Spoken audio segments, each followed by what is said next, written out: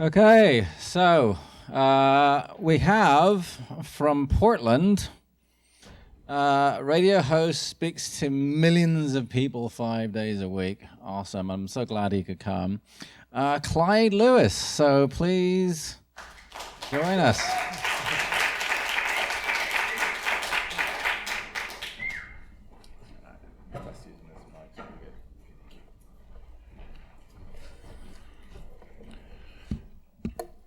Is everybody happy? Do they have a good lunch? Hope so. Good. So we're going to start talking some really interesting stuff today. First of all, I want to say what a beautiful place. You know, usually I stay at the airport when I come to San Francisco. No one ever takes me on a tour. Brad took me on a tour, and it was the most amazing tour. This is the most beautiful city I've been in a long time. I go to a lot of them speaking, so thank you all for your hospitality, and thank you all for such a beautiful city. I think it's awesome. One thing about this city, though, the thing about doing what I do, when we're talking about geoengineering, we talk about geoengineering, the thing I think is most important is that what we have on our side is history, and we have on our side what we see in the sky, okay? So we see it with our own eyes, but history tells us that this is nothing new. This has been going on for a long time, using human beings in vulnerability studies. How vulnerable is the population to diseases? What can we do to find out that information? It's for the betterment of the community, right? They were testing bombs in the Nevada desert just for national security reasons. I became a downwinder because of it. I'm prone to cancers now. I've already had cancer 3 times in my life. I'm hoping to avoid this, but after 3 operations on my kidneys and nearly dying, I'm beginning to understand what it means to be the one handed some of the bad stuff that the government's handing down to you. Back in 1947, this is history, a little bit of history for you. Back in 1947, there was something called the Nuremberg document. Now, the Nuremberg document was actually created because of the atrocities that took place to the Jews in Nazi Germany. A lot of experimentation going on with people without their consent. And so, as a result of that, they created the Nuremberg document saying that people cannot be used as guinea pigs without their consent. No tests, no biological tests, none of those things are to be done without anyone's consent. 1947, they created that document. 4 years later, here in San Francisco, they decided to release in the fog, that's normal here during the summer, I've been saying it's beautiful. They decided to release into the fog something called Serratia mersens.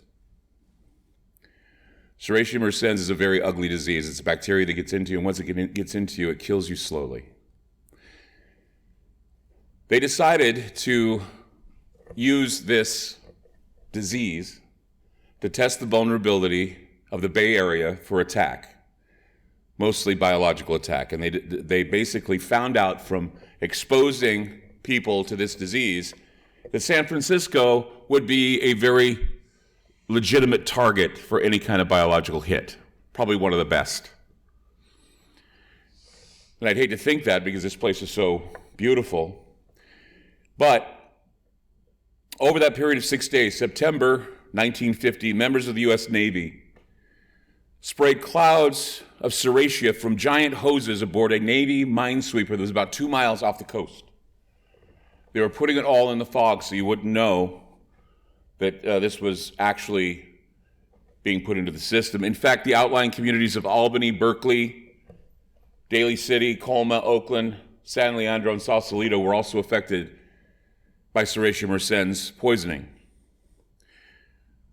To test the vulnerability of all of the residents, 800,000 residents here, the experiment was a success according to the Navy. People were infected. Many people were infected. Many people today are still affected by this. It's been handed down from generation to generation. Whenever it's brought up, immediately doctors say, we don't want to talk about it, much like Morgellons, as a matter of fact. I was on a radio show once with Dusty Hill from ZZ Top, and I was also with a doctor, and I brought up Morgellons disease, and he acted as though I was out of my mind. I says, you haven't heard about it because no one talks about it. I do. And this is where it's coming from, okay? It's coming from the intentional poisoning of the American citizenry. Guinea pigs, you all are. Vulnerability statistics is what we all are, okay? And they've been doing this with the chemtrail spraying. They've been doing this in other ways. There's something new on the horizon now. Genetically modified bugs. Okay?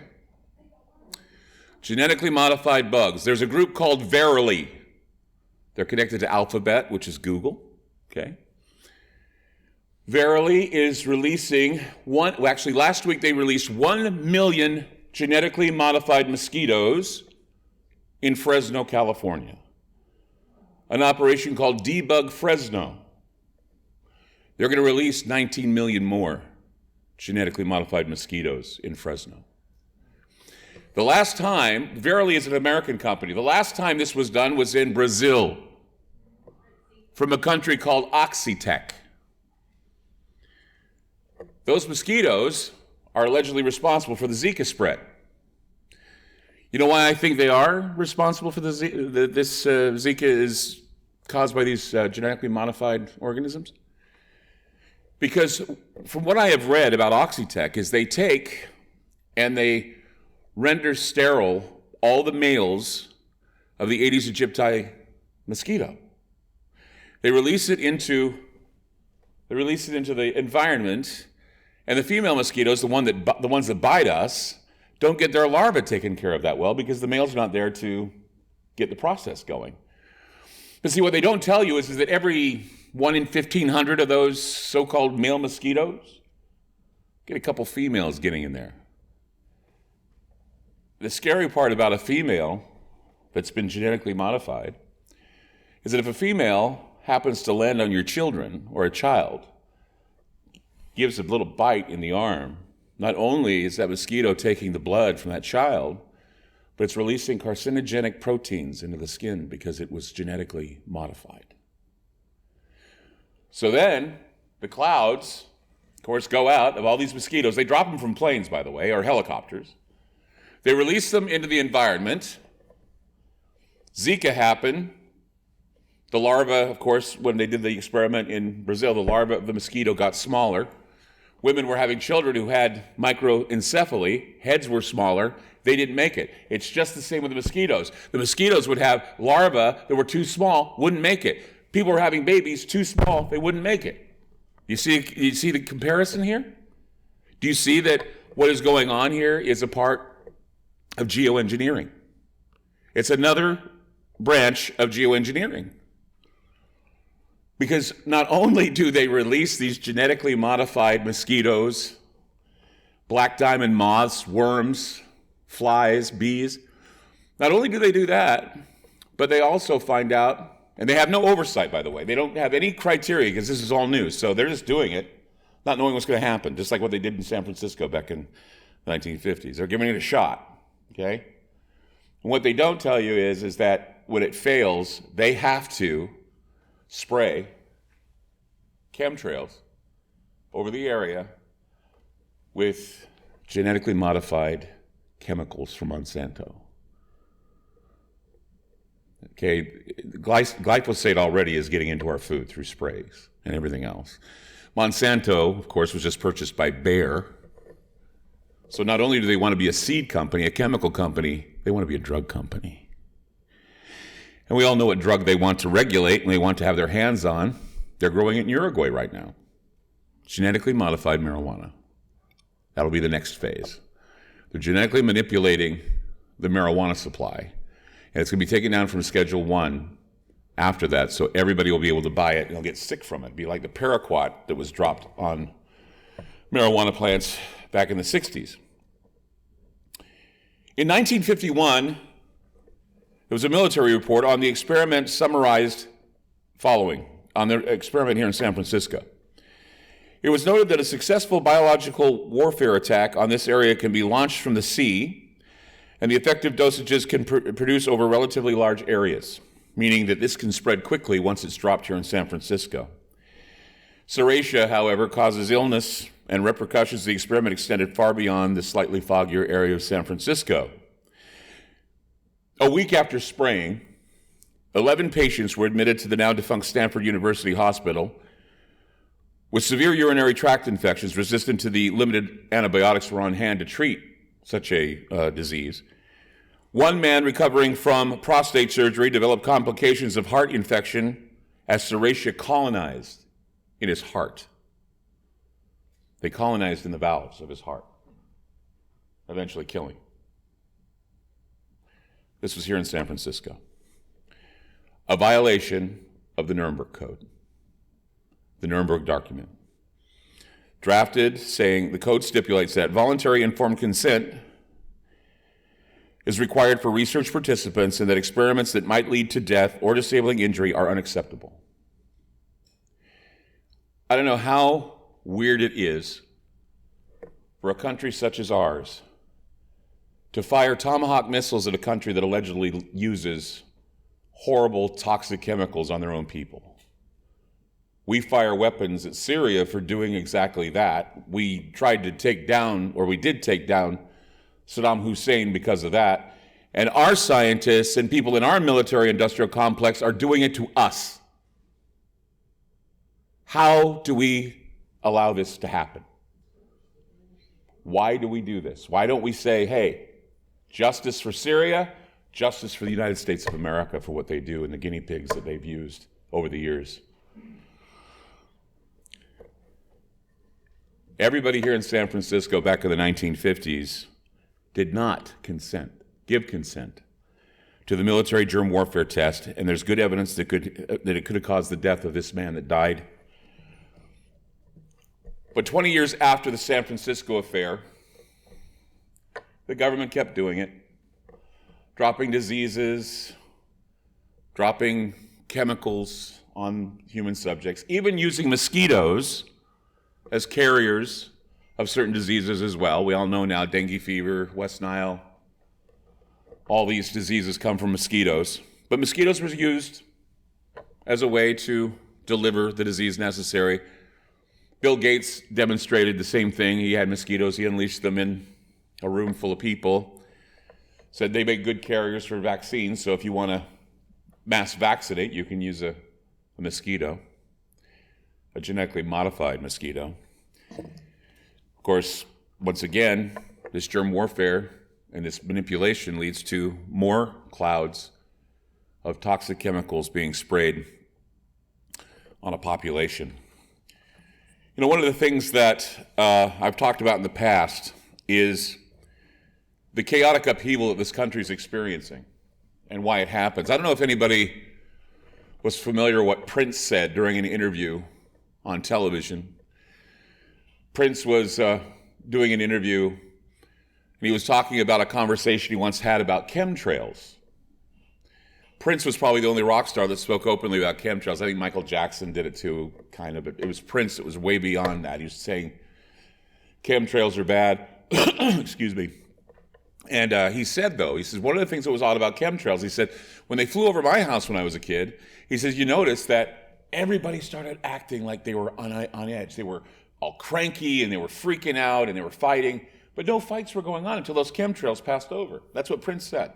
What's interesting about what he has to say here is right now we're at a time where America is so chaotic. Everything it's just out of control. We have a media that doesn't care. 93% of what they're talking about is Russian collusion. They don't talk about anything that we need, news we don't need. Otherwise, it's George Clooney and the paparazzi and crap. CNN, crap news network. It's horrible, okay? It's painful to watch. And if you say anything about the media, everybody thinks you're an apologist for Trump. You shake your head, no, I'm not. Everything's a mess. And civil upheaval, it's a guaranteed thing. When we have leadership that says they're going to go against the president, that's sedition. Regardless of what you think of Trump, it's sedition. So if you got your government that wants to rise up in a resistance against the president, you have other people that don't listen to him and don't want to do what he says, This is going to wind up in a civil upheaval. Now, why are we all worked up? Why now? 18 years of crap and we decide to blame it on this guy? 18 years we've been like this. 18 years we've been under the cloud. And you wonder why we're all worked up and we're all feeling weird. Well, you know what? Doctors have a term for this. They finally have given a term for why we are the way we are. You know what it is? Sickness behavior. It's called sickness behavior. We're all sick. We're all sick. They're trying to turn us all into psychotics. They want to make us all afraid to go out. Isolated people, suicides, young kids committing suicide on the internet. Oh my gosh, blame the internet. No, blame the environment. It's toxic.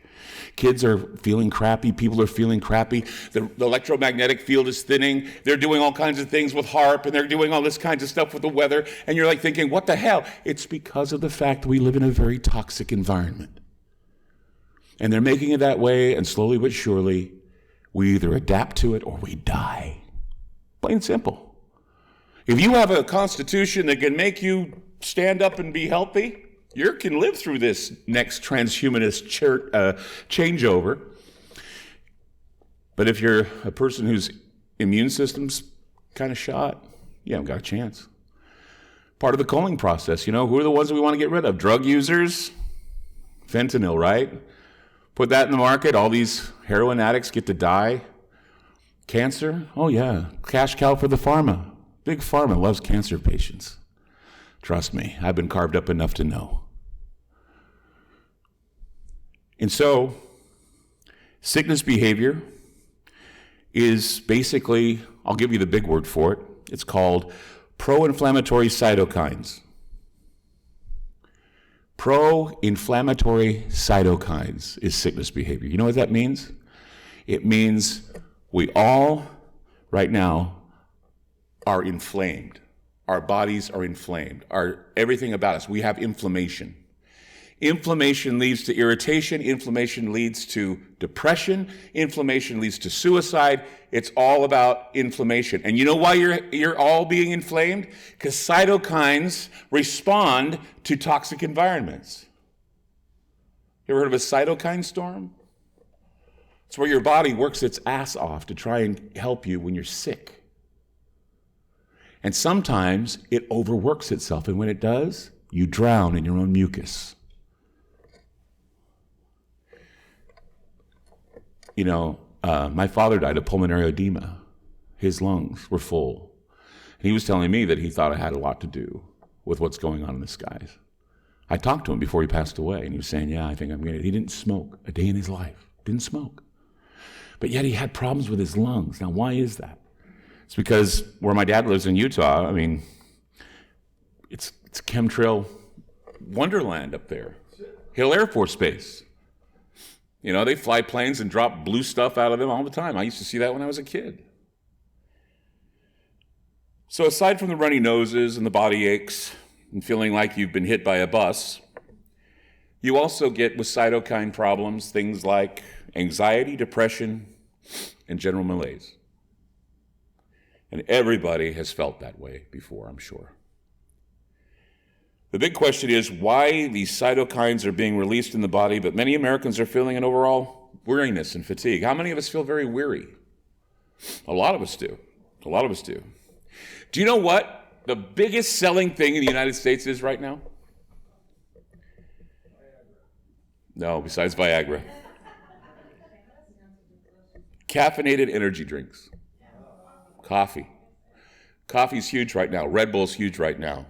Rockstar, huge right now. Monster, huge right now. They got so many names for these things. Power Up. Power Up. I have that in my office. Power Up or Power Up Aid or whatever. Well, let me give you the figures here. Red Bull, Monster, Rockstar. Globally, the energy drink industry has gone from 3.8 billion business in 1999 to 27.5 billion business according to data from market research. Euromonitor says that that's more than a 620% jump in sales alone of energy drinks, including coffee. 5 Hour Energy, big, big money. okay? But the U.S. energy, sorry about that, the energy drink sales for the United States, sales have grown to more than 5,000% since 1999. 5,000%. Does anybody remember what 1998, 1999 was? The years? It was the first years we started talking about chemtrails. Think about it. Around the same time we start looking up and seeing the skies being sprayed, everybody's getting tired. After that, bees start dying. Think about what's going on. Percolates found in mother's milk in California. Does anybody figure out the history line? Because that's what's happening, right? In 1999, I've been doing my show now for about 22 years. Back in 1999, I was confronted with questions about aerosol testing, and it's all about the planes that were dispatched from Hill Air Force Base, Utah, and they were tested on the desert flora in the west part of Utah. It's near Dugway Proving Grounds. It's one of the biggest holds for diseases, major diseases. So as far back as 1977, there was a mountain of information that was declassified regarding U.S. biological weapons programs that included unknown testing of biochemicals on people of the United States, and these reports showed that citizens were sprayed with various chemicals resulting in dementia, miscarriages, impotence, headaches, neuralgia, herpes, nausea, irritable bowel syndrome, birth defects, and low-grade fevers. Boy, I just gave a list of all of the things that you hear about on TV and new drugs to cover them. You ever notice that? Think about it. Do you have a problem with your stomach? You have that annoying woman running around in that outfit and you see her guts. It's like, the idea of impotence, Viagra. We were just talking about Viagra, Cialis, right? Men's sperm counts are going down. This is a Children of Men scenario, right? Anybody read that book or see that movie? It's about the infertileness of everybody on the planet, and the last kid to be born died in Argentina. And everybody was like struck by, oh my God, there's no more people to carry on. We're going to all be dead in a while. But see, all of this is because of things that happened prior to 1999. As far back as 1980, or 80, yeah, it was 81. John Chancellor on NBC News did a report about contrails, saying the contrails were becoming a concern because they may be able to change the weather. And that in the future, they may be used intentionally to change the weather. That was before Alana Freeland came up and said, they are changing the weather. But still, everybody's saying, well, where do you get these stupid ideas of chemtrails? The media told me back in 1980. People are dying. I got to see the Hill Air Force Base because I lived in an area that was a World War II camp. Camp Kearns. I lived in Kearns, Utah. Right down the street from where the MX missile was made, 30 miles north of an Army base, and less than 10 away from the area where Stephen King heard that a group of sheep were killed because of a cloud spray, and that's why he wrote the book The Stand. And they filmed it in Utah, by the way, in the area where those sheep were killed. The Army and the Navy, according to documents released in 1977, released simulant agents over hundreds of populated areas around the country. Targets included portions of Hawaii and Alaska, of course, San Francisco, St. Louis, Minneapolis, New York City, Washington, D.C., Key West, and many other cities. The purpose was to see how the bacteria spread and survived as people went about their normal activities. Vulnerability studies. They did a lot of vulnerability. How vulnerable are we? How many people will die? If one dies, then we can basically use our mathematics to say how many more will die if it's a little bit harsher, or what we can drop to coal.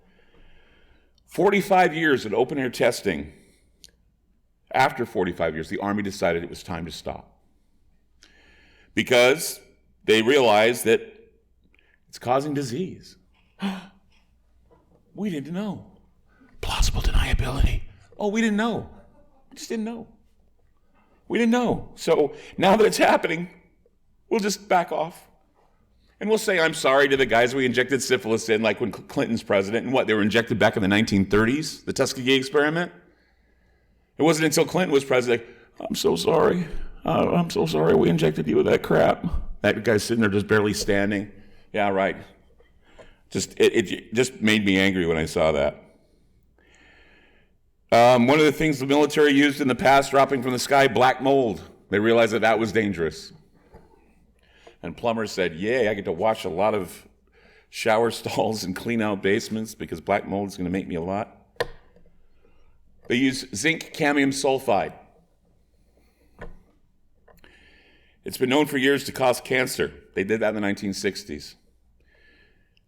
It's also a stimulant that can create miscarriages, stillborn. And they did it just because they wanted to see what it would do to the American people.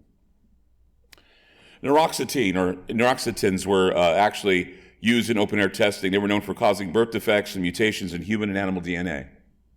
Animals were showing up mutated. All kinds of crazy things. In 1979, a declassified review claimed that the United States intensified its development of ethnic weapons designed to selectively target and eliminate specific ethnic groups who are susceptible due to genetic differences and variations in DNA. These weapons were classified under the code name MK Naomi. MK Naomi specifically was a plan to store materials that could either incapacitate or kill a test subject, and to develop devices for use for diffusion of such materials over widely populated areas. Much of the details of the operation and how the materials were dispersed is scarce. However, programs replacing MK Naomi throughout the United States Army Special Operations Command gave evidence of at least 3 covert techniques for attacking and poisoning crops and animal products. One of them included a deliberate spraying of neurotoxins on crops, cows, and sheep. They were spraying an aerosolized toxin, neurotoxin, on crops, cows, and sheep. Helicopters were fitted with spray tanks, and later C-130s were fitted with tanks that would spray a chemical trail over a large area. The C-130s were dispatched out of Hill Air Force Base, Utah, where I come from. Modular aerial spray systems, or MAS, make sure you get that, modular aerial spray systems, or MAS, were used to conduct nighttime aerial spray missions on animals and crops. Each system can be configured with up to 4 500-gallon tanks for a total volume of 2,000 gallons. This is all in the documentation of the neurotoxin sprays that were done by the Air Force. So when anybody ever asks you, how would they be able to do this? You get a C-130 and you equip it with a modular aerial spray system. It sprays out about 2,000 gallons of neurotoxin, wherever the target is. CH-130H aircraft were modified to perform aerial applications of toxins. The MAS is built by Lockheed Conair. Somebody asks you, is there a business that does this? Yes, Lockheed Conair. They created that. And of course, we know about Evergreen Air, and we know all about those places. But people who make the apparatus to do this, it's important that you know that. One of the major design criteria of the MAS system was that it had to be a roll-on, roll-off system, allowing the aircraft to be reconfigured for spray or airlift under an hour. So what they had is they had it on pallets, and they were able to roll them on the plane, and then roll them off when need be. So they would have room for other things to do on the plane. So that's how easy it is. They roll the stuff on, they roll it off, and they're dispatched out of different Air Force bases, and that's how it was done. That's how they sprayed the neurotoxins. What they did is they had three modules that attached to a modified aircraft cargo pallet, and that's how they put them in. They were modified pallets. The pallets basically were able to be pushed into the C-130. It was on a dual rail system, and that's how they take them on and take them off. So everybody says, I've never seen the tanks, probably because you're not supposed to see them, because they'll take them off before you have a chance to see them. So what a lot of people don't know is that the MAS system was allegedly used to release smart virulence over the United States. And they were supposed to first try them out in the Middle East. It was during the Iraq Gulf War that we started spraying troops and we started spraying the enemy. Now we all know what happened after they came home. Men were getting sick because what they did to those trails, they basically sprayed over like Agent Orange over the troops, and over the enemy is that they basically modified a strain of brucellosis. And they tried to make it so it spread on enemy troops and it wouldn't harm ours. But they made a mistake. I mean, the modifying of the disease basically created a disabling bacterium that disappeared after the infection. So you felt like you were infected, but you couldn't prove it. Troops could be infected, and there were no signs of bacteria when they were examined by a doctor. But doc, I don't feel good. Well, I don't have any bacteria to show. It's all basically idiopathic. No, you're fine. You should be fine. No, doc, I don't feel good. It's because what they got sprayed with was a genetically modified bacterium. Bioengineers created a stealthy weapon. They extracted the active agent of brucellosis from the brucellosis bacteria. And although the active agent, the mycoplasma is still there, the bacteria have been discarded and your blood tests will be negative, although you're infected with brucellosis mycoplasma. Gulf War syndrome, in case you're wondering. Okay, all these guys came home. Gulf War syndrome, oh, it's all in your head. Fibromyalgia, all in your head. Epstein-Barr, all in your head. They told you that. Do you remember? Anybody remember that? That was caused by spraying of chemtrails in the Gulf War. So, in the summer of 1984, this same form of brucellosis, okay, was tested, not by chemtrails, but it was tested in a teacher's lounge at Truckee High School in California. The teacher's lounge was the target area. 7 of the 8 teachers assigned to the room became very ill within months. There were other undisclosed locations where the pathogen was tested using an airborne aerosolized delivery system and contaminated mosquitoes. There goes those mosquitoes again. These clandestine tests were conducted by the CIA and were closely monitored by the National Institute of Health and the CDC. Encouraged by what was seen, the U.S. government passed the newly modified brucellosis strain to Saddam Hussein to use against Iran in 1986. With the approval of Vice President George Bush, Saddam received shipments of Brucellosis abortus biotypes 3 and 9 and Brucella melitensis biotypes 1 and 3. Saddam Hussein became our enemy during the Gulf War of 1991, and he used this pathogen on American troops, resulting in the illness referred to as Gulf War syndrome. It causes chronic fatigue,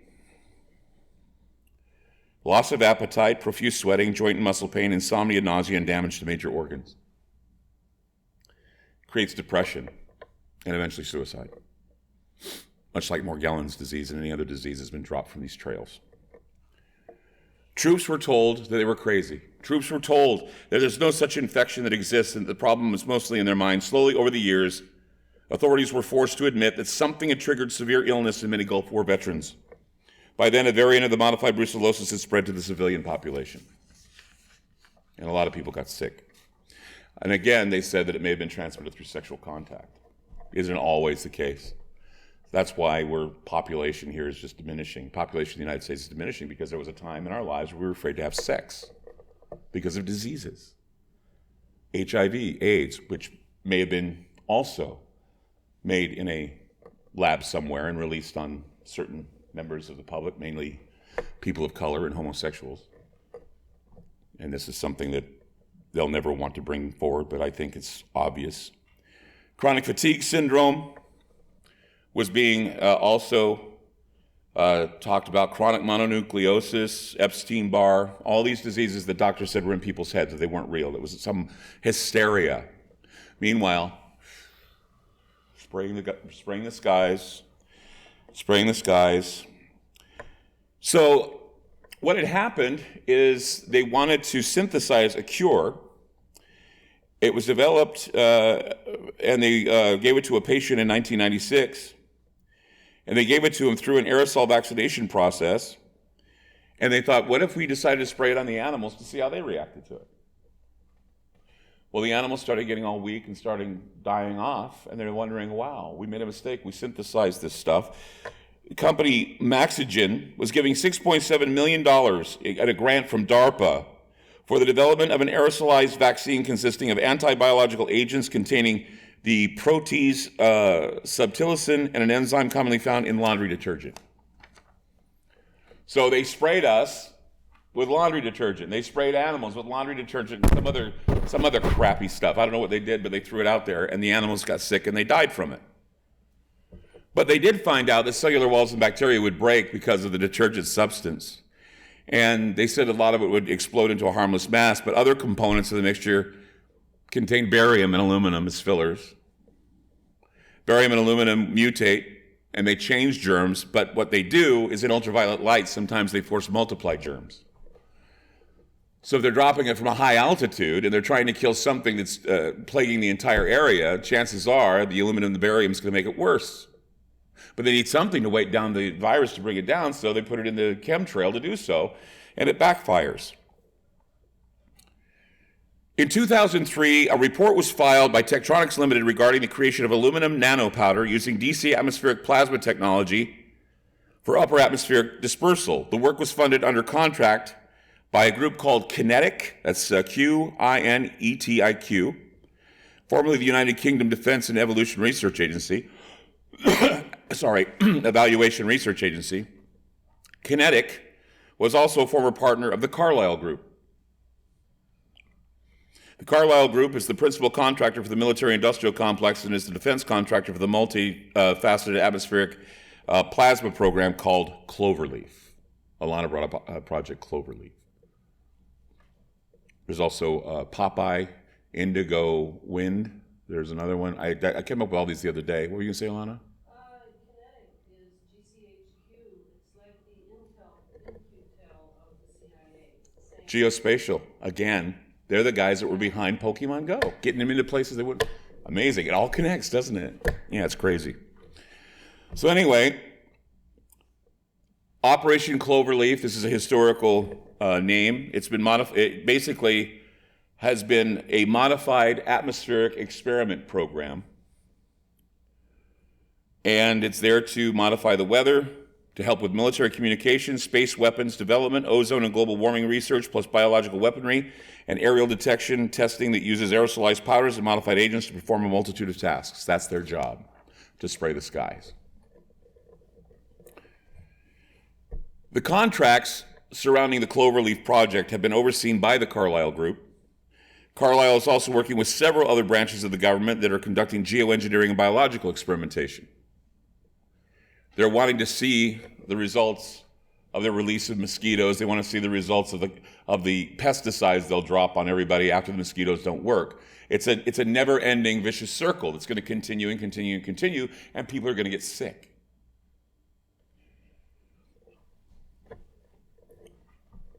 The Department of Energy, with its huge labs of network and national universities, all contractors, private contractors, and the pharmaceutical companies are heavily involved with the chemtrail spraying over us.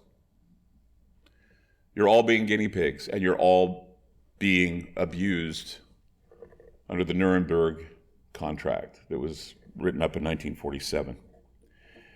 The UN, they're no help either, but there have been meetings where they've had a lot of people acknowledge chemtrails. Like was said earlier, the idea that some weathermen are also brave, that get up and they start speaking and saying things about, military chaff and other chemtrails that are being used to steer storms. We had a chemtrail conference at PSU. Alana was there. There was a major storm that was supposed to hit the area. We actually watched the planes steer the storm. It was an amazing thing to watch. They put down trails before the storm, behind the storm, and it caused a corridor for the storm to go through. It avoided Portland but hit all the other surrounding areas. It was amazing to watch. The Environmental Protection Agency in 2016 formally declared that emissions from jet engines endanger the health of humans and the environment. They even acknowledged their part in geoengineering. That was in the summer of 2016. Environmental Protection Agency declared that emissions from aircraft endanger the health of humans and the environment, and they acknowledged their part in geoengineering. So if anybody asks you, has this ever been acknowledged? Yes, it was acknowledged by the Environmental Protection Agency in the summer of 2016. That it's a danger to the human lives. It's a pollutant. Even condensation trails are chemtrails. Why? Because they have the fuel and the additives and the poisons and the water, which is also a greenhouse gas. You can go tell the climate people that, because they hate chemtrail people. They just hate them because it takes away from their little party they want to throw about carbon. It's all about the cars. Get rid of your cars. What about the planes? What about the planes? What about chemtrails? You're a nut. Al Gore. No, that's the thing, is that when the Paris Accords were brought up, they would not entertain anything dealing with geoengineering, although geoengineering was there to say, hey, this is happening. They're laying trails, they're making people sick, they're changing the weather. And they didn't want to hear anything about it. They didn't want to hear anything about geoengineering. The EPA is now investigating the possibility that lingering contrails, that's what they're calling them, lingering contrails contribute to dangerous heat waves, more powerful storms, lengthening of fire seasons, and other dangerous consequences. They're investigating it. There are a lot of other scientists that say it's all a hoax. If you type in chemtrail, the first thing you'll see is all the websites that say it's a hoax. And I wish Snopes would have fallen, but they didn't. Snopes says a lot of bad things about you chemtrail people. It's too bad their owner had to run off with a bunch of hookers and they had to raise $400,000 to stay afloat. That pissed me off, man. I am so pissed off about that. There are people who get in the trenches, they work hard to bring the truth out, and these bastards get $400,000 for a bunch of duped sheep. You vote with your dollar. So if you gave any money to Snopes, please leave. You have no business being here. Anyway, which leads us to the Global Sustainability Conference 2030 back in September of 2015.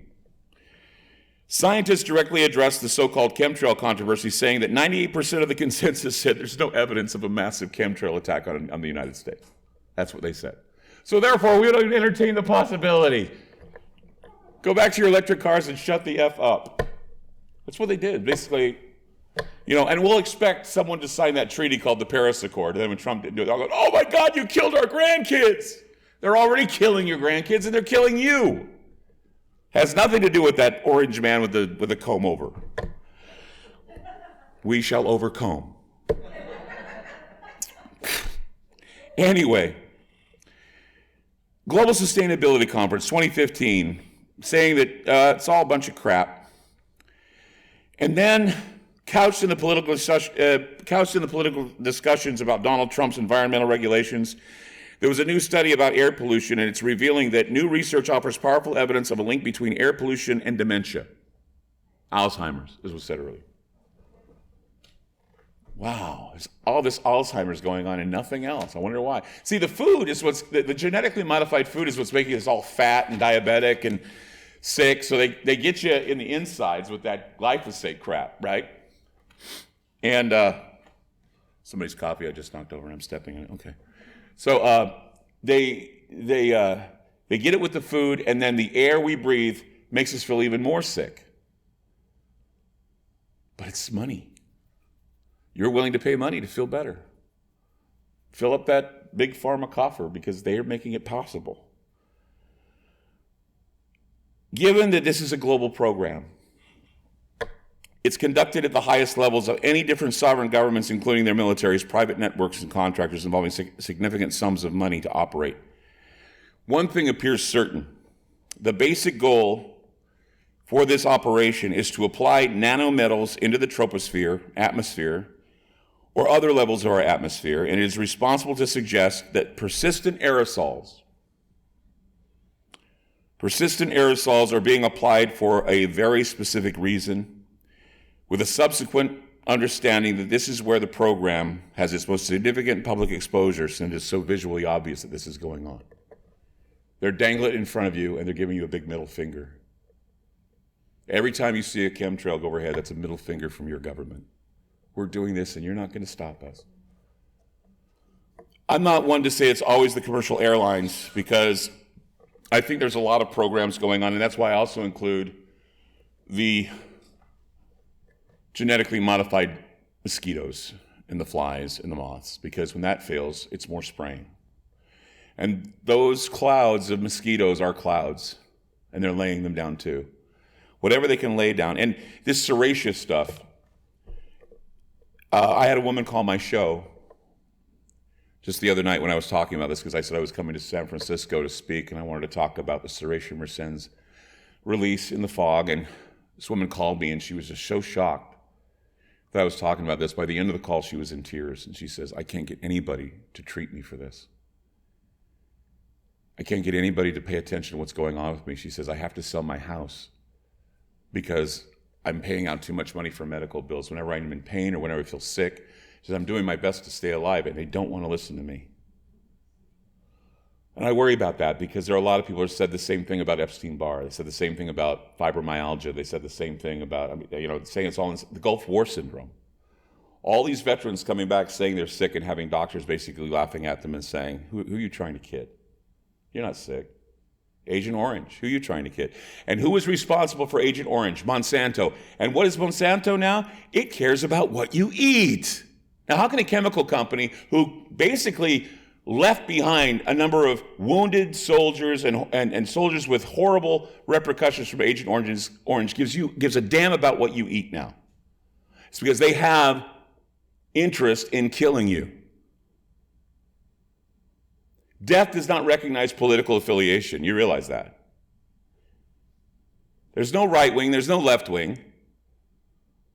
Well, there is right and left wing, but basically what it is both wings make the fascist bird fly really well. They're both taking part. There's no red state, there's no blue state, there's the state versus you, and that's how it's been for a long time. So when we talk about chemtrails, when we talk about being under the gun, I think it's time to realize that being under the gun does not mean you're free. So the label of us being the home of the free and the land of the brave is kind of hollow now.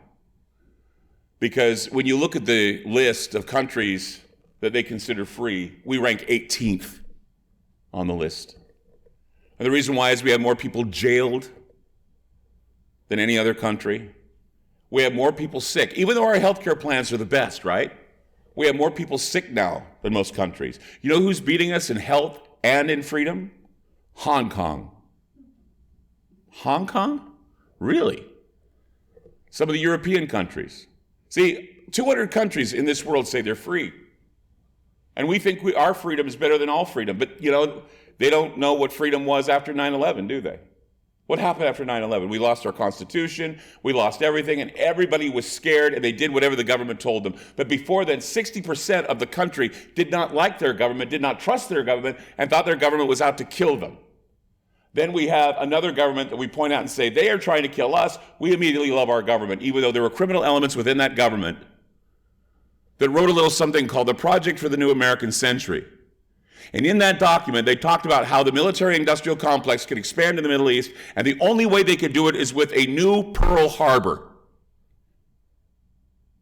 And after that new Pearl Harbor, the biological weapons would be used and everybody would be in a panic. 1 year later, it happened. Bam, bam, 2 towers and anthrax.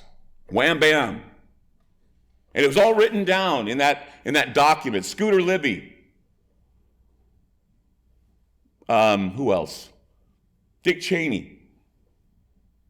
George Bush. If a kid would be in school and he wrote on a piece of paper, I think I'd get better grades if I killed the teacher. Oh, I was just thinking aloud. I was just writing that down. Well, we could get the military industrial complex to expand more if we just had another Pearl Harbor. Damn, it happened. Wouldn't that sound like a letter of intent? And yet people ignore it.